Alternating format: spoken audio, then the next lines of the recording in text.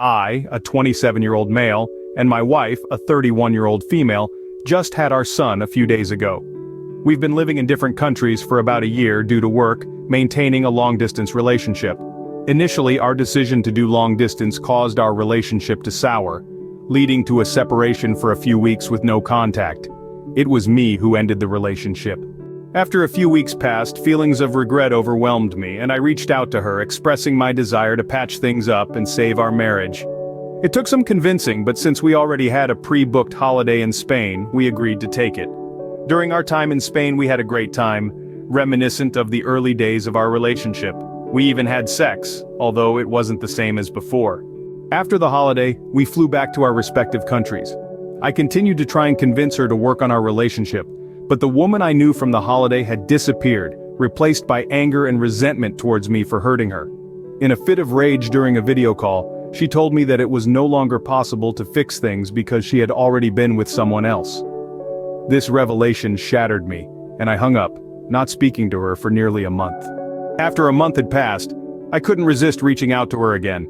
I sent her an email pouring out all my feelings and expressing what our relationship meant to me. She responded saying that we needed to talk. During our call, she revealed that she was pregnant and claimed it was from our holiday.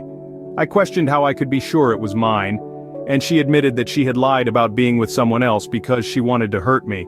She left the decision of whether I wanted to be there for my child and fix our relationship up to me.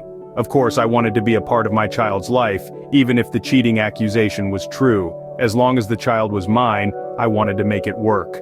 Over the next few months, our relationship improved, and we managed to patch things up.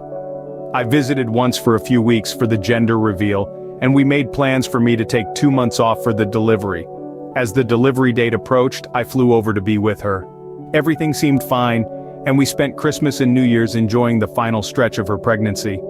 I did my best to support her during this time. After the birth, when we were given copies of the hospital papers, I noticed something that shook me to my core. My child's blood type was AB+, while both my wife and I are A+. Unless it was a medical error or an extremely rare case of chimerism, it was not biologically possible. I kept this information to myself for a few days, but it was eating me up inside, and my wife noticed the change in my mood. Eventually, I couldn't keep brushing her off and tried to explain that I had seen the papers and that it was not biologically possible, or it could be a medical error. I never directly accused her of cheating or said that the child wasn't mine. She exploded in rage, kicking me out at midnight in a country where I had no one, and declared that she never wanted to see me again.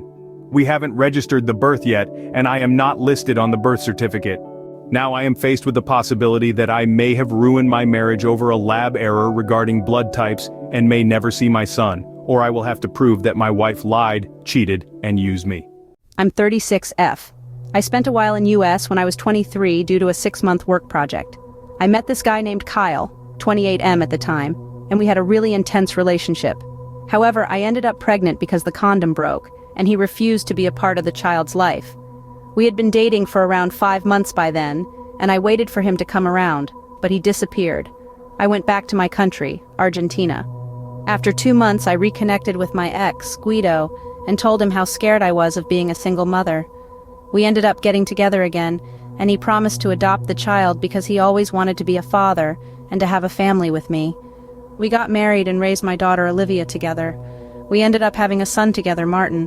My husband loves both of them equally.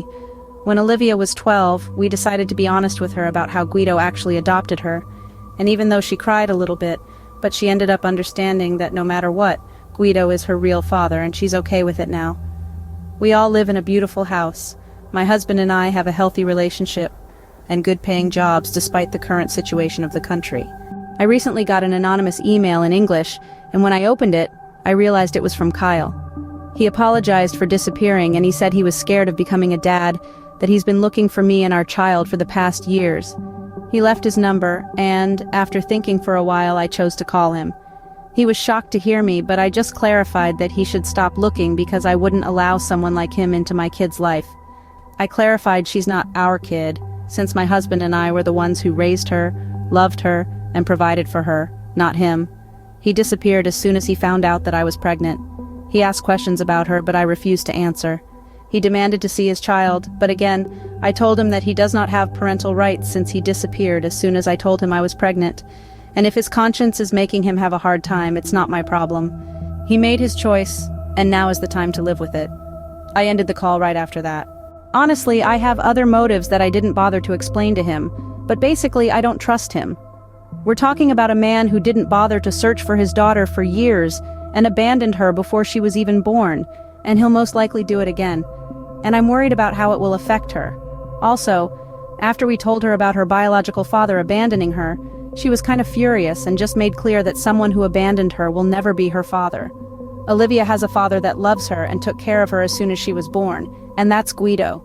Plus, she doesn't speak English. How is she going to communicate with Kyle? I don't know. My mind is a mess right now, and I simply don't know if I'm making the right call or not. AITA, please like and subscribe for more. I'm a 22-year-old female and my boyfriend is 26. We've been dating for a little over 8 months and living together for about 3 months now. I have 2 kids from a previous relationship, aged 5 and 3. Like most couples, we've had the kids discussion. He wants to wait and have kids later in life when he is married and more financially secure. I work the front desk in a doctor's office, my boyfriend works as a manager in a call center, and he's going to school to get his bachelor's in business management. It makes sense to wait, and I was totally for it at first, but honestly, I'm tired of working. He makes enough money to support us both, and we can be comfortable without my salary. We usually play it safe with birth control and protection, but a few months ago I stopped taking my birth control and poked small holes in his condoms with a needle. I found out a few days ago that I'm pregnant, and I couldn't be more excited. I turned my notice in at work and thought I would surprise him when he comes home with a nice candle-lit dinner. Everything was going great until I told him I was pregnant and that I quit my job. He was shocked at first and then got furious. He doesn't understand how someone can get pregnant when we're safe and is mad that I quit my job without talking to him. I tried explaining to him that it happens and that working is stressful and that it wouldn't be good for my pregnancy and that I'm a grown woman, it's my decision to quit and I don't need his approval. He told me to ask for my job back, that we couldn't afford to lose my salary right now. I can't believe he is being so selfish and wants to put money and his career before our child. Plus, this will give me more time with my other 2 kids. It's been a few days and we're still fighting. I don't care what he says. I'm not going back to work. He just needs to man up. AITA?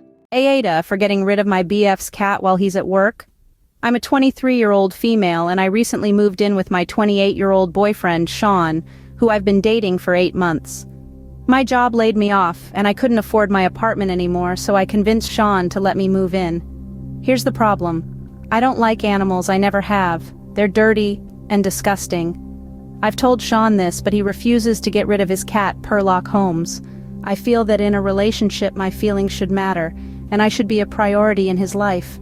I'm the one who he should be planning a future with, not a dirty animal. I've brought my concerns to him more than once, but he refuses to understand my needs. To save our relationship, I took matters into my own hands. I took the cat to the pound and dropped it off, saying it was a stray. Now before you get mad at me, it's a no-kill shelter. I'm sure he'll be fine, it's basically like a resort. Plus he'll be with other cats where he belongs. When Sean got home, he was looking for his cat and getting upset that he couldn't find him. He had the nerve to ask me what happened to his cat, as if blaming me for his cat disappearing. He has no idea what I did, so that hurt my feelings. Relationships are supposed to be about trust, and he should trust me more than that.